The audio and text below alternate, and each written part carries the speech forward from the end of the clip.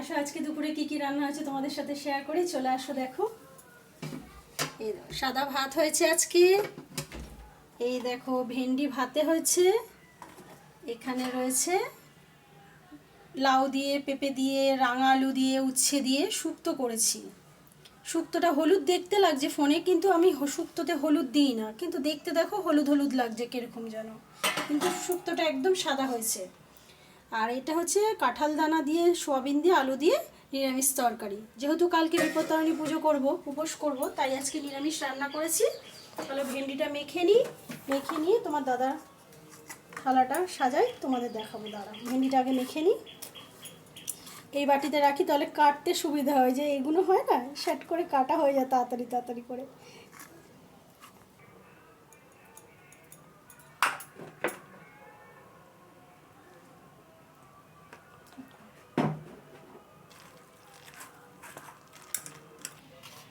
চলো তোমাদের দাদাদের থালাটা বেড়ে ফেলি। দাদাদের থালাটা বেড়ে ফেলছি। দাদারটা মিস্টেক হয়ে যাচ্ছে, দাদাদের বলে ফেললাম কিন্তু।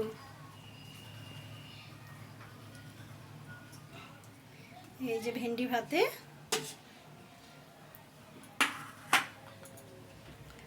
ধরো, হাতটা ধুই, হাত না ধুলে না হাতটা হয়ে যায়।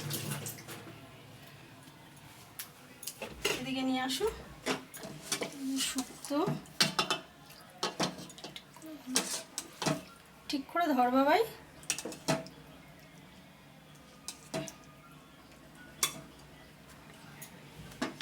শুক্তো, এই যে সোয়াবিনের তরকারি করেছি, একটু ঝোল করেছি, যেহেতু ডাল করিনি, শুক্তো করেছি, একটু ঝোল করেছি।